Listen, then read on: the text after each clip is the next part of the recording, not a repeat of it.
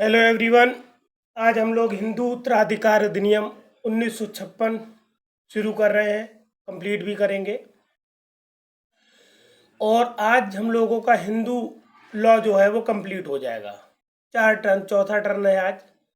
आज डेट 29 है, इससे पहले 27, फिर इससे पहले 25, फिर 23 से हमने शुरू किया था हिंदू लॉ। आज कंप्लीट हो जाएगा।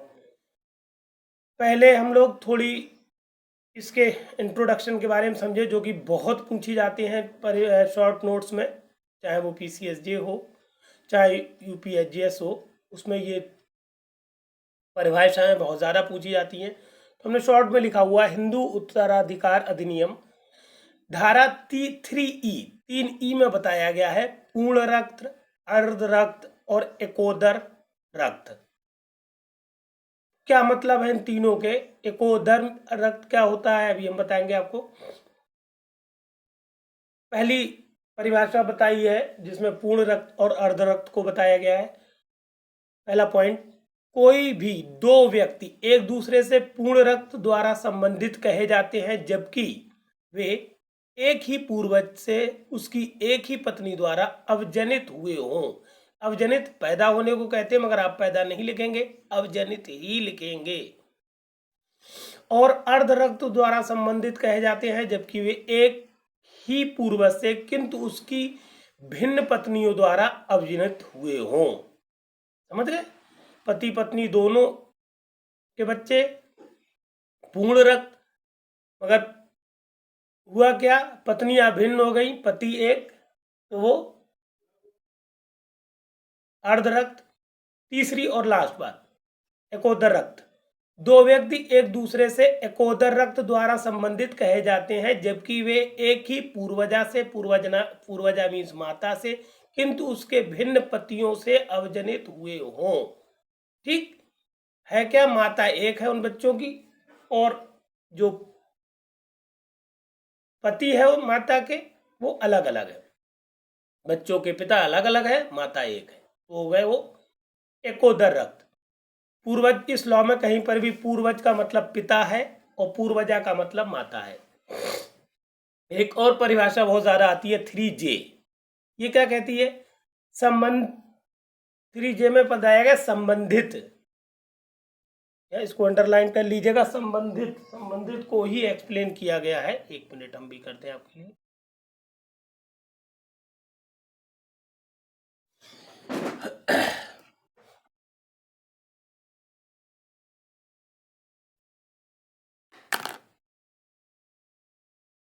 क्या कह, अरे चलता रहा वीडियो। संबंधित से अभिप्रेत है धर्मज द्वारा संबंधित। धर्मज द्वारा संबंधित, अब आगे समझिए इसको। परंतु अधर्मज अपत्य अपने माता से परस्पर एक दूसरे से संबंधित समझे जाएंगे और उनके धर्मज वंशज उनसे और परस्पर एक दूसरे से संबंधित समझे जाएंगे। मतलब समझ लीजिए, संबंधित से मतलब है धर्मज। धर्मज द्वारा मतलब, धर्मज हम पढ़ा चुके पहले आपको, धर्मज द्वारा।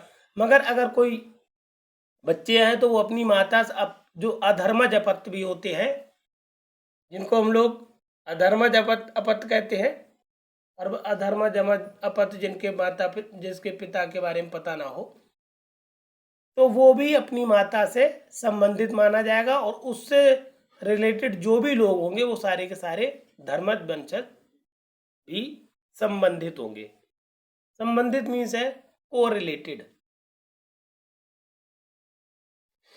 इस और आगे आ जाइए आप। इसमें रिलेटेड वर्ड इस्तेमाल हुआ संबंधित के लिए। फिर अब धारा शुरू कर रहे हैं हम लोग। हिंदू उत्तराधिकार अधिनियम की धारा 6 सबसे ज़्यादा इंपॉर्टेंट है पूरे हिंदू लॉ में।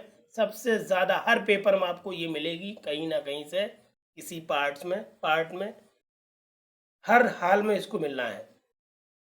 कभी प्रश्न आ जाएगा, कभी समस्या के मतलब समस्या फ्रेम करके आ जाएंगी, कि कभी पूछी ली जाएगी। अब समझे इसको, बहुत ध्यान से समझें। केस लॉ भी देंगे इसमें हम आपको। सॉरी। सहदायिकी संपत्ति में के हित का न्याय गमन, सही से लिखिएगा, में के हित का न्याय गमन। क्या कहता है, क्या मतलब है, पहले समझे। उपधारा 1 देखें। हिंदू उत्तराधिकार संशोधन अधिनियम 2005 के प्रारंभ पर और से, ठीक, और से मतलब उसके बाद, मिताक्षरा विधि द्वारा शासित संयुक्त हिंदू परिवार में सहदायक की पुत्री क्या होगी, अब आगे पढ़ाया गया है। सहदायक कहते हैं समान उत्तराधिकारी को, यहाँ पर हमने लिख दिया सहदायक की मत मीनिंग। मेनली इसमें बताया गया है कि जो सहदायक होता है उसकी पुत्री किस तरह से अपने पिता की संपत्ति में हकदार होती है, ये सारी बातें बताई गई हैं। अगर पिता मर जाता है तो पुत्री भी किस तरह से अपने पिता की संपत्ति प्राप्त करती है, कितनी प्राप्त करती है, ये सारी बातें इसमें बताई गई हैं धारा 6 में। पहला पॉइंट का क्या कह दिया, जन्म से पुत्री जो होगी, पुत्री, मेन बात पुत्री की कर रहे हैं, पुत्री जन्म से उसी ढंग में अपने अधिकार में सहदायक होगी जैसे पुत्र। पहली बात का खा को देखें, को का मतलब पुत्री को सहदायक संपत्ति में वही अधिकार होगा जैसा उसे होता यदि वो पुत्र होता, ठीक। तीसरी और आखिरी बात, उक्त सहदायकी संपत्ति के संबंध में उन्हीं दायित्वों के अधीन होगी जैसे पुत्र का दायित्व होता, और हिंदू मिताक्षरा सहदायक का कोई निर्देश सहदायक की पुत्री के निर्देश को शामिल करने वाला माना जाएगा। देखिए 3 पॉइंट मेन समझ लीजिए। उसी तरह से अधिकारी है जैसे कि पुत्र, दूसरी चीज वही अधिकार संपत्ति उसी ढंग से प्राप्त करेगी जैसे कि पुत्र, वही अधिकार है जो कि पहले दूसरे पॉइंट में अधिकार बता दिया, तीसरे पॉइंट में दायित्व बता दिए गए। ये 3 बातें आप याद रखेंगे। अगले पेज पे चले। हाँ, इसमें जो परंतुक है, परंतुक एक जोड़ा गया है, वो बहुत इंपॉर्टेंट है, उसको देख ले क्या कहता है। परंतु इस उपधारा में अंतर्विष्ट कोई चीज संपत्ति के किसी विभाजन या वसीयती विन्यास को दिसंबर 2004 के 20वें दिन के पूर्व किया गया है शामिल करके किसी विन्यास या अन्य संक्रमण को प्रभावित नहीं करेगी या अविधिमान्य नहीं बनाएगी। कहने का मतलब हुआ कोई ऐसा विभाजन जो 20 दिसंबर 2004 से पहले हो गया हो, क्योंकि ये जो अधिनियम है 20 दिसंबर 2004 को इन्फोर्स हुआ है, तो इससे पहले अगर कोई विभाजन हो गया, कोई विन्यास हो गया, कोई संक्रमण हो गया, तो उस पर असर नहीं पड़ेगा या उसकी किसी बात को अविधिमान नहीं माना जाएगा। मतलब उसके बाद ही 20 दिसंबर 2004 के बाद ही इस नियम को अधिनियम मतलब इस ये नियम लगेंगे, धारा 6 वाले संशोधन हुआ है ना इसमें। फिर आ जाइए उपधारा 2, बहुत इंपॉर्टेंट। क्या कह रही है, कोई संपत्ति जिसमें महिला हिंदू उपधारा 1 के परिणाम स्वरूप हकदार होती है उसके द्वारा सहदायकी स्वामित्व की घटना के साथ धारण की जाएंगी और इस अधिनियम या तत्समय परिवर्तित किसी अन्य विधि में अंतर्विष्ट किसी चीज के होते हुए भी वसीयती विन्यास द्वारा उसके द्वारा व्ययन करने योग्य संपत्ति मानी जाएगी। अब इस बात को बहुत ध्यान से समझिए कि कोई संपत्ति जो महिला को उपधारा 1 के परिणाम स्वरूप मिली है वो क्या होगी, सहदायकी की स्वामित्व की संपत्ति हो जाएगी। मतलब वो उसकी संपत्ति हो जाएगी स्त्री की, और वो किसी भी तरह से उस संपत्ति को चाहे वो वसीयत करे, चाहे वो बेचे, चाहे उस संपत्ति का कुछ भी करे, वो पूरी तरह से हकदार होगी। एक केस है बहुत इंपॉर्टेंट, इसमें अभी हम पढ़ाएंगे आपको, जो सुप्रीम कोर्ट ने दिया है। केहर सिंह, ये मृत है, तो मृत होता है तो आप ब्रैकेट में लिखते हैं द्वारा विधिक प्रतिनिधि, आप इसके आगे बढ़ा लीजिएगा, केहर सिंह मृत, उसका लिखिएगा द्वारा विधिक प्रतिनिधि बनाम नचित्तर कौर और अन्य 2018। ये सुप्रीम कोर्ट का केस है। अभी हम डिटेल्ड स्टडी कराएंगे इसकी, पहले सारे पॉइंट समझ लें। जहां हिंदू की मृत्यु हिंदू उत्तराधिकार संशोधन अधिनियम 2005 के प्रारंभ के बाद होती है, वहां मिताक्षरा विधि द्वारा शासित संयुक्त हिंदू परिवार को संपत्ति में उसका हित इस अधिनियम के अधीन वसीयती या निर्वसीयती उत्तराधिकार द्वारा यथास्थिति निगमित होगा और उत्तरजीविता के द्वारा नहीं। वहां सैदाई संपत्ति विभाजित कई वहां की जगह वहां सैदाई की संपत्ति विभाजित की गई मानी जाएगी, मानो विभाजन हुआ था। अब इसका मतलब समझ लीजिए कि अगर क्या हुआ, किसी जो हिंदू व्यक्ति है उसकी मृत्यु हो गई, कब? 2005 का जब ये अधिनियम 2005 का अधिनियम जो ये धारा जो ये अधिनियम इन्फोर्स हुआ उसके बाद हो गई, तब तो जैसे ही उसकी मृत्यु हो गई इसके बाद, तो वहां पर ये मिताक्षरा विधि लगेगी। और मिताक्षरा विधि कहती है कि उत्तराधिकार के हिसाब से प्रॉपर्टी मिलना चाहिए, वसीयती चाहे वो कोई भी संपत्ति हो, वो उत्तराधिकार के अनुसार मिलना चाहिए, ना कि उत्तरजीविता के अनुसार। और अब इसमें आगे क्या होगा, इस पॉइंट बताए गए हैं, तो और चूंकि उत्तराधिकार के हिसाब से मिलेगी और किस तरह से मिलेगी वो ये आगे पॉइंट्स में बात बताई गई है। इसी पे इन्हीं दोनों पॉइंट को मिला के हम अभी आपको पहला वाला केस समझे, केहर सिंह मृत बनाम नचित्तर कौर और अन्य 2018। इस केस में हुआ क्या था, जो पिता थे उन्होंने अपनी जो संपत्ति थी उसको बेच लिया था, और चूंकि संपत्ति बेची थी, ऐसी परिस्थिति में बेची थी कि इनको बेचना अनिवार्य हो गया था। कोर्ट ने सारे पहलू टटोले और देखा कि इन जो करता था, जो संपत्ति को बेचने वाला था, बच्चों का पिता था, उसकी मजबूरी थी संपत्ति बेचना, तो संपत्ति बेचने का उसको अधिकार है, उसने बेच ली, उसने कोई त्रुटि नहीं की। इनके जो सहदायक बच्चे थे उन्होंने मुकदमा किया हुआ था पुत्रों ने कि पिताजी ने हमारी प्रॉपर्टी बेच दी, हमारे हिस्से में आने वाली थी, इन्होंने बेच लिया, अब हम क्या खाएंगे, हमारे बच्चे क्या खाएंगे, इस तमाम बातें।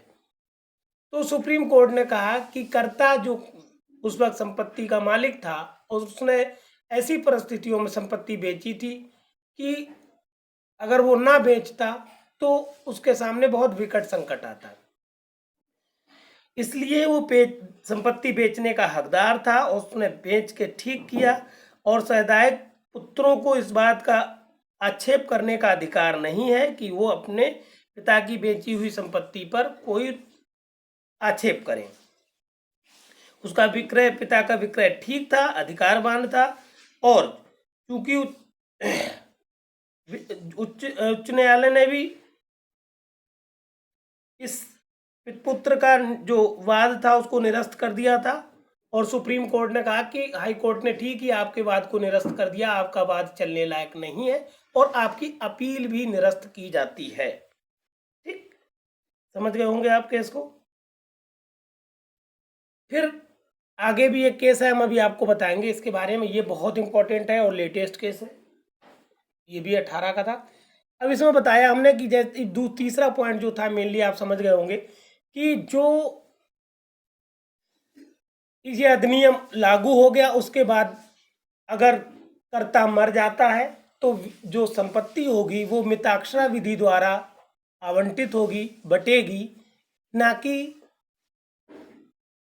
मिताक्षरा विधि में जो होता है उत्तराधिकार के अनुसार संपत्ति बढ़ती है।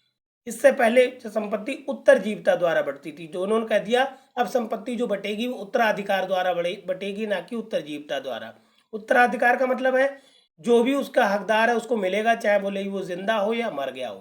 पहले ये होता था जो जिंदा होता था उसी को संपत्ति मिलती थी और किसी को नहीं मिलती थी, तो अब जो मर गया है तो उसके बच्चों को या बच्चे के बच्चों को मिलेगी। किस तरह से मिलेगी ये हम लोग पॉइंट वाइज देखेंगे, जिसमें पहला पॉइंट है पुत्री को वही अंश, यहाँ तक हमने बता दिया, और संपत्ति विभाजित की गई मानी जाएगी, मतलब जो आवंटन होगा एक विभाजन के अनुसार होगा और संपत्ति विभाजित हुई मानी जाएगी। पहली बात, पुत्री को वही अंश आवंटित किया जाता है जो पुत्र को आवंटित किया जाता है, मतलब पुत्री और पुत्र को दोनों को बराबर का हिस्सा मिलेगा। पहली बात इसमें बता दी गई।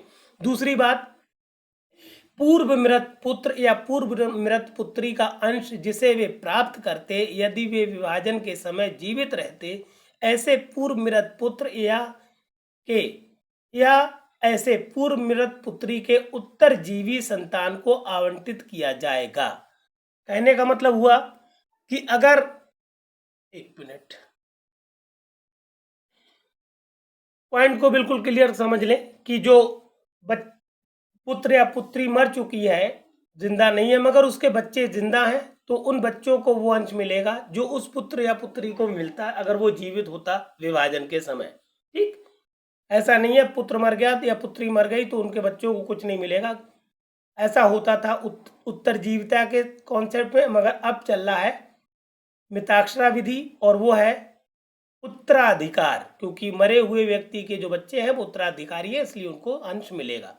अब और बात आगे समझे, थोड़ा सा घुमावदार बात। पूर्व मृत पुत्र के या पूर्व मृत पुत्री के पूर्व मृत संतान का अंश जिसे ऐसी संतान प्राप्त करती यदि वो विभाजन के समय जीवित रहती या रहता, पूर्व मृत पुत्र का पूर्व मृत पुत्र या पूर्व मृत पुत्री के यथास्थिति पूर्व मृत संतान की संतान को आवंटित किया जाएगा। देखिए इसमें क्या था, जो एक लेवल का आदमी मरा था, पुत्र या पुत्री मर गए थे किसी इंसान के जिसके बच्चों को मिला था। अब इसमें क्या, ऊपर के दो मर गए, मतलब पुत्र पुत्री भी उस इंसान के मर गए जिसकी प्रॉपर्टी बंटना है, और उसके पुत्र पुत्री के अलावा उसके आगे की पीढ़ी भी गायब है, मतलब उसके पुत्र के पुत्र भी, पुत्र की पुत्री भी मर चुके हैं, दो स्टेप के लोग मर चुके हैं। तो अब तीसरी पीढ़ी को ये संपत्ति चली जाएगी, मतलब पुत्र के या पुत्र के पूर्व मृत संतान की संतान को। ठीक, मतलब दो लोग नहीं, दो स्टेप गायब है, इसलिए संतान की जो संतान जिंदा है उस संतान की संतान को वो प्रॉपर्टी मिलेगी। ऐसा नहीं कह सकते कि ये ऐसा कहा गया था कि पुत्र नहीं है, चलो पुत्र के पुत्री नहीं है तो पुत्र या पुत्री के बच्चों को मिल जाए। अब वो तो कॉन्सेप्ट नहीं, मगर पुत्र भी नहीं है, पुत्र की पुत्री भी नहीं है, तब भी उसके पर पोतों या पर पोतियों को प्रॉपर्टी मिलेगी, कोई उनको उत्तराधिकार से वंचित नहीं किया जाएगा। चौथी बात, इस धारा की कोई बात 20 दिसंबर 2004 के पूर्व हुए विभाजन को लागू नहीं होगी। बिल्कुल कल क्लियर कर दिया, यहाँ पर भी हमने आपको बता दिया था कि अगर कोई विभाजन 20 दिसंबर 2004 से पहले हो गया है तो वो शून्य नहीं होगा, तो जैसा चल रहा था उस वक्त वैसा ही चलेगा। मगर क्लियर कर दिया कि अगर कोई विभाजन उससे पूर्व हुआ है तो उसमें कोई असर नहीं पड़ेगा, वो यथास्थिति बना रहेगा। अब हम लोग केस देखें, विनीता शर्मा बनाम राकेश शर्मा 2020 का केस है, सुप्रीम कोर्ट का केस है, बहुत इंटरेस्टिंग है। इस निर्णय में एग्जैक्टली विनीता शर्मा बनाम राकेश शर्मा 2020 में यही मसला फंसा था। ये लोग कह रहे थे कि जो 2020 दिसंबर 2004 की अगर कोई बच्चा पैदा है तो उसको संपत्ति नहीं मिलेगा, तो सुप्रीम कोर्ट ने साफ कह दिया कि अगर किसी बच्चे की पैदाइश 2004 से पहले की है, 20 दिसंबर 2004 से पहले की है, तब भी वो पाएगा। सिर्फ उसने ये कहा कि जो विभाजन हो गया है 20 दिसंबर 2000 पहले से, उस पर ये नियम लागू नहीं होंगे। बाकी बच्चा कभी पैदा हुआ हो उससे कोई फर्क नहीं पड़ता, उसको भी संपत्ति मिलेगी। ऐसा नहीं है कि 2004 के बाद बच्चे का जिसको संपत्ति मिलना है उत्तराधिकारी है जो, उसकी पैदाइश जरूरी नहीं है। सिर्फ इतना जरूरी है जो विभाजन हो गए उससे पहले उन पर असर नहीं पड़ेगा 20 दिसंबर 2004 से पहले। जबकि कोई भी जो उत्तराधिकारी है अगर 2004 से पहले भी पैदा हुआ है तो उसको भी सारे नियम इसी तरह से मिलेंगे, सारे नियम यही लगेंगे, इसी हिसाब से प्रॉपर्टी मिलेगी। और जो अपोजिट पार्टी थी उसकी अपील निरस्त कर दी सुप्रीम कोर्ट ने। बस इतनी 2-3 लाइनें लिखी है इसमें, बहुत ज़्यादा नहीं। एक केस सफिशियंट है आपके लिए, थोड़ा सा 2-4 लाइनें इसकी लिख देंगे अगर समय है तो, बहुत बढ़िया रहेगा। अब हम लोग आगे चले। अब आ जाइए आप, हिंदू उत्तराधिकार अधिनियम धारा 8 क्या कहती है? पुरुष की दशा में उत्तराधिकार के साधारण नियम। क्या नियम है? निर्वसियत मरने वाले हिंदू पुरुष की संपत्ति इस अध्याय के उपबंधों के अनुसार निम्नलिखित को न्यायगत होगी। अगर कोई हिंदू पुरुष मर जाता है तो उसकी संपत्ति किस तरह से बटेगी, ये नियम बताया गया है धारा 8 में। प्रथमता उन वारिसों को जो अनुसूची के वर्ग 1 में विनिर्दिष्ट संबंधी हैं, पहली बात। दूसरी बात, द्वितीयता यदि वर्ग के 1 में वारिस ना हो, जो अनुसूची 1 है अगर उसमें वारिस नहीं है तो उन वारिसों को जो अनुसूची के वर्ग 2 में विनिर्दिष्ट संबंधी हैं, ठीक, उन व्यक्तियों को मिलेगी जो अनुसूची के वर्ग 2 में है। और तृतीया, यदि दोनों वर्गों में से किसी वर्ग का कोई वारिस ना हो तो मृतक के गोत्रजों को संपत्ति मिलेगी। समझ रहे हैं? गोत्रज जो होते हैं। और आखिरी बात, अंततः यदि कोई गोत्रज ना हो तो मृतक के बंधुओं को संपत्ति मिलेगी। इसी अधिनियम के बाद में आपको अनुसूची दी गई है, उस अनुसूची को देख लीजिएगा। कहिए तो हम फोटो आपका 1 सेकंड के लिए यहाँ पर लगा दे रहे हैं। ये अनुसूची 1 है, इसमें बताए गए हैं कौन कौन लोग, इसको ध्यान से समझ लीजिए। ये लास्ट में दी गई है अनुसूची 1 के वर्ग 1 में कौन कौन से लोग हैं, वर्ग 2 में कौन कौन से लोग हैं, ये बता दिया गया है।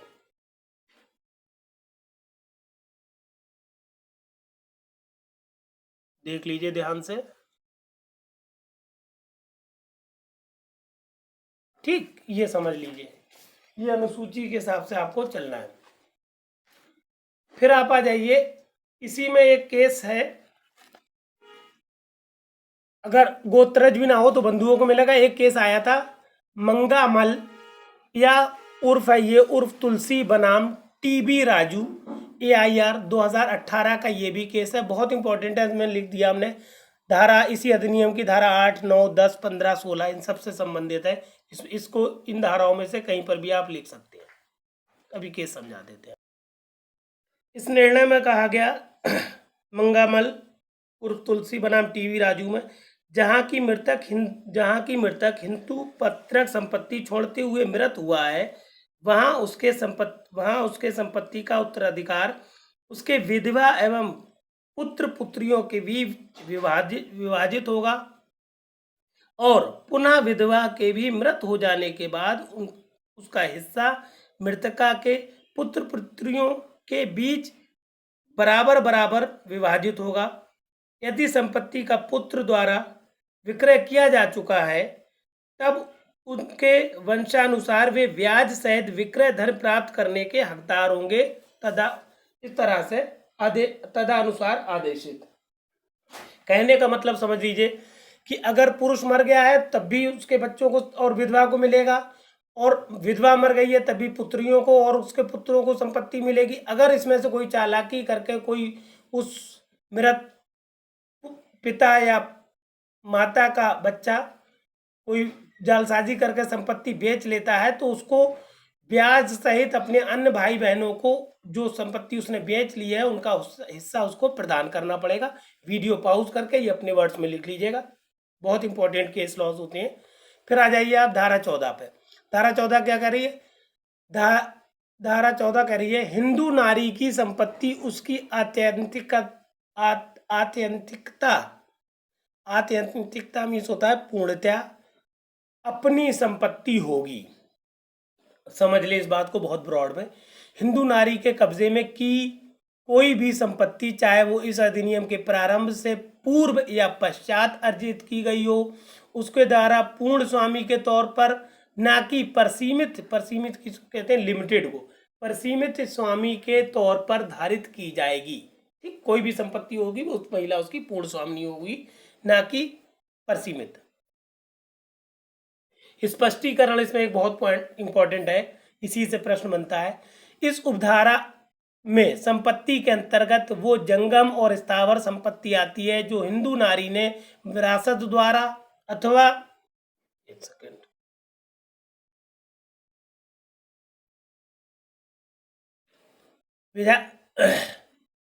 क्या कह रहा है स्पष्टीकरण।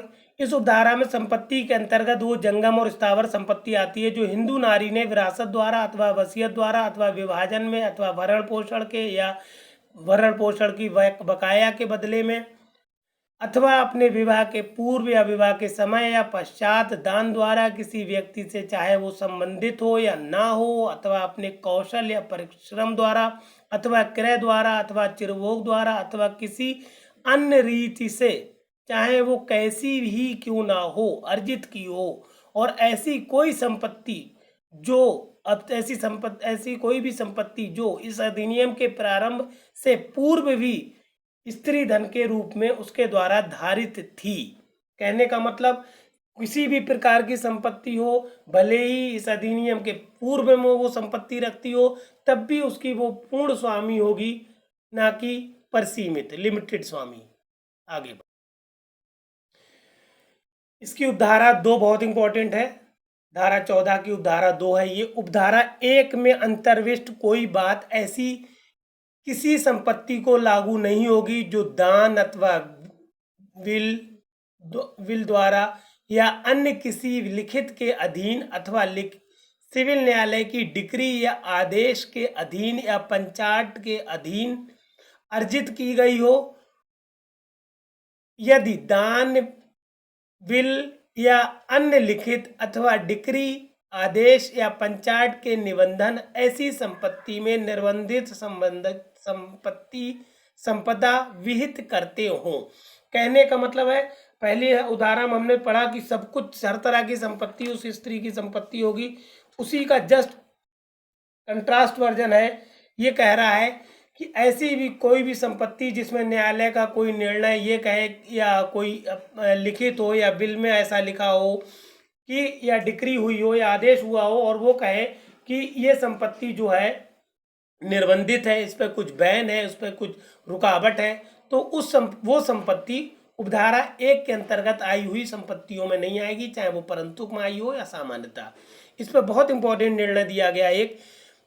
बसंती देवी ये मृत हैं, इसलिए इनके आगे लिखा जाएगा द्वारा विधिक प्रतिनिधि बनाम रति राम और अन्य। ये भी 2018 का केस है। हम समझाते हैं इस केस को क्या हुआ था। इस केस में बसंती देवी मृत द्वारा विधिक प्रतिनिधि बनाम रति राम और अन्य 2018 में धारा 14 को एकदम सुप्रीम कोर्ट ने परिभाषित कर दिया।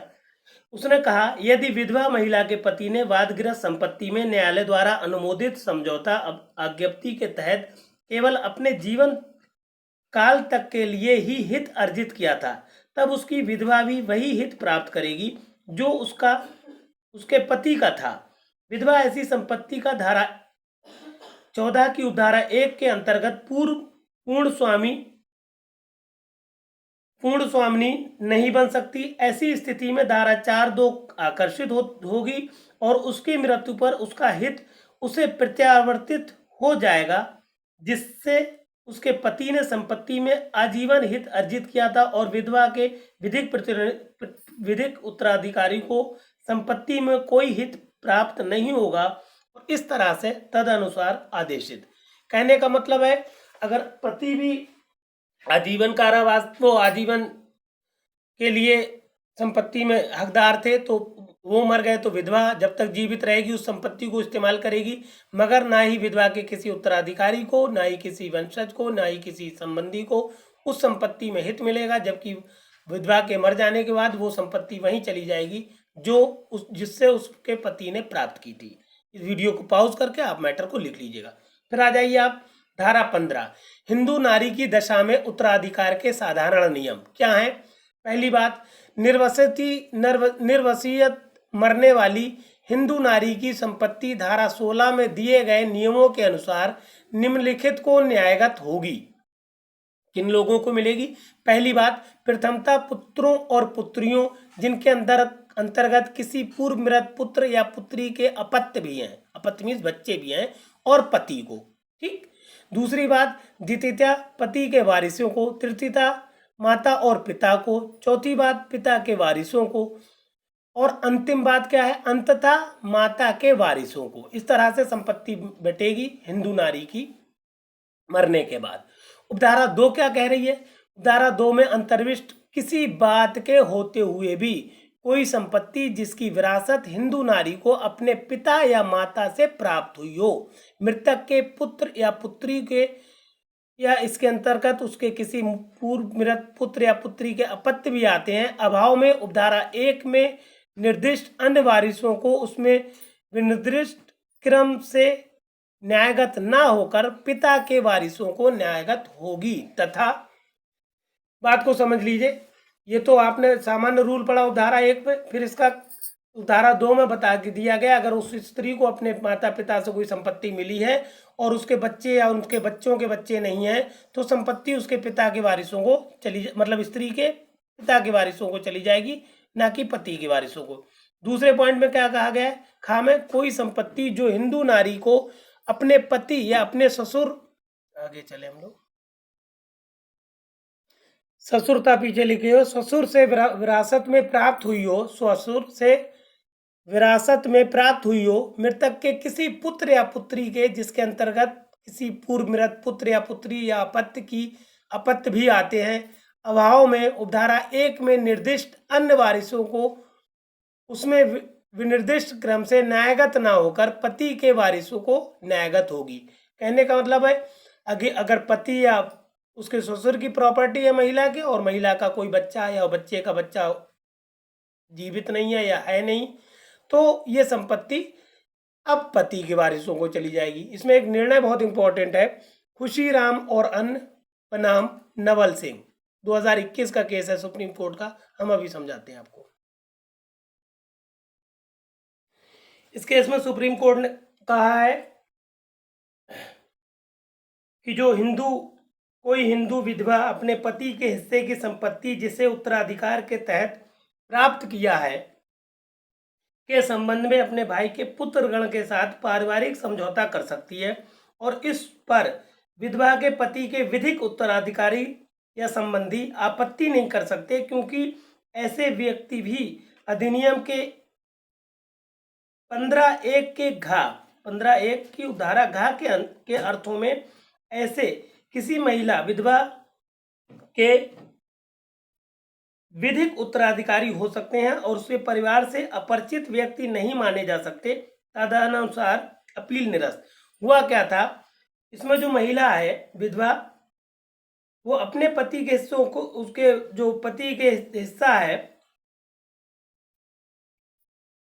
उसको अपने भाई के पुत्रगणों के साथ पारिवारिक समझौता की होगी, क्योंकि वो भी उससे संबंधित हुए। तो जो पति के जो विधिक प्रतिनिधि थे उन्होंने केस कर दिया। तो सुप्रीम कोर्ट ने कहा कि महिला को अपने भाई के पुत्रगण के साथ पारिवारिक समझौता करने का अधिकार है, और आपकी अपील चलने लायक नहीं है, खारिज की जाती है। कुल मिला के अपील निरस्त हो गई। उसको अपने वर्ड्स में आप लिख लीजिएगा। वीडियो बड़ा हो रहा है तो हम बहुत ज़्यादा डिटेल में अब आपको नहीं बताएंगे, और इतना डिटेल सफिशिएंट है जितनी हम आपको दे रहे हैं। सिर्फ आप 3 लाइनें लिख दिया करें, केस आपको ध्यान रह जाए, 3 या 4 लाइनें लिखें पर्याप्त होती हैं। धारा 16 में आ जाइए। हिंदू नारी के वारिसों में उत्तराधिकार का क्रम और वितरण की रीति। क्या है वितरण की रीति? धारा 15 में विनिर्दिष्ट वारिसों में उत्तराधिकार का क्रम निम्न होगा। किस तरह से होगा समझ ले। नियम 1 क्या होगा? धारा 15 की धारा 1 में विनिर्दिष्ट व्यक्तियों वारिसों में से पहली प्रविष्टि में के वारिसों को किसी उत्तरवर्ती प्रविष्टि में के वारिसों की तुलना में अधिमान प्राप्त होगा, और जो वारिस एक ही प्रविष्टि के अंतर्गत हो वे समान अंश भागी होंगे। कहने का मतलब है वर्ग 1 में अगर एक कोई व्यक्ति है और वर्ग 2 में है, तो वर्ग 1 वाला अधिमान प्राप्त करेगा, मतलब पहले प्रॉपर्टी वर्ग एक के व्यक्ति को, अनुसूची के वर्ग एक के व्यक्ति को मिलेगी, बाद में अनुसूची के वर्ग दो के व्यक्ति को मिलेगी। दूसरा नियम क्या करा है, यदि निर्वसियत का कोई पुत्र या पुत्री अपने ही कोई अपत्य निर्वसियत की मृत्यु के समय जीवित छोड़कर निर्वसियत से पूर्व मर जाए, तो ऐसे पुत्र या पुत्री के अपत्य परस्पर वो अंश लेंगे जिसे वो लेती या लेता, यदि निर्वसिती की मृत्यु के समय ऐसा पुत्र या पुत्री जीवित होता। कहने का मतलब है, इससे पहले हम पढ़ा चुके हैं पुरुष के मामलों में, कि अगर वो कोई संपत्ति है और पुत्र मर गया है तो पुत्र के उनके जो जीवित संतान होगी उसको मिल जाएगा। नियम 3 क्या कह रहा है, धारा 15 की उपधारा 1 के खंड खा, घा और णा और उपधारा 2 में निर्दिष्ट व्यक्तियों वारिसों को निर्वसिती की संपत्ति उसी क्रम में और उन्हीं नियमों के अनुसार न्यायगत होगी जो लागू होते यदि संपत्ति यथास्थिति पिता की या माता की या पति की होती और वो व्यक्ति निर्वसिती की मृत्यु के अव्यवहित पश्चात उस संपत्ति के बारे में वसीयत किए बिना मर जाता। इससे पहले चूंकि हमने बताया है आपको इस नारी के बारे में धारा 15 में कि किस तरह से संपत्ति जाएगी, तो ये कह रहे हैं बाकी नियम 2 नियम इन्होंने बता दिए कि वर्ग 1 को अधिमान प्राप्त होगा, वर्ग 2 पर ये नियम 1 में बता दिया। दूसरी पॉइंट में बता दिया कि जो निर्वसिती अगर मर गया है, जिसको प्रॉपर्टी मिलना चाहिए थी वो मर गया है, उसके बच्चे जिंदा हैं तो उन बच्चों को वही अंश मिल जाएगा जो उसे मिलता अगर वो जिंदा होता। तीसरा और आखिरी नियम बहुत ज़्यादा इंपॉर्टेंट नहीं है, इसमें सिर्फ ये बात बताई गई है, बाकी सारी कंडीशंस जो धारा 15 में आपने पढ़ ली हैं वही सब लागू होंगी। उसको कायदे से आप धारा 15 पढ़ लीजिए, ये सिर्फ इसके 2 नियम इंपॉर्टेंट है, ये आपको ऐड करना होते हैं, बढ़ाना होते हैं अगर ये पूछी जाती तो। हालांकि ये धारा कम पूछी जाती है, 15 बहुत इंपॉर्टेंट है, उनको ध्यान से पढ़िए। आगे बढ़े अब आप लोग। अब इस टॉपिक की, इस अधिनियम की आखिरी धारा है अधिनियम की आखिरी धारा 30। हिंदू उत्तराधिकार अधिनियम की धारा 30 क्या कहती है, वसीयती उत्तराधिकारी। क्या होते हैं वसीयती उत्तराधिकारी और उनके क्या अधिकार है, क्योंकि इसमें संशोधन कर दिया गया है। और अब क्या है, कोई हिंदू, चाहे वो कोई हिंदू का मतलब चाहे वो स्त्री हो चाहे पुरुष, कोई हिंदू बिल द्वारा, एक सेकंड, अब आ जाइए आप हिंदू उत्तराधिकार अधिनियम की धारा 30 जो कहती है वसीयती उत्तराधिकारी। वसीयती उत्तराधिकारी के क्या अधिकार है समझ ले। कोई हिंदू विल द्वारा, पिछले बार हमने शायद बिल कह दिया है, आप ध्यान रखिएगा, ये वर्ड जो है विल है, विल।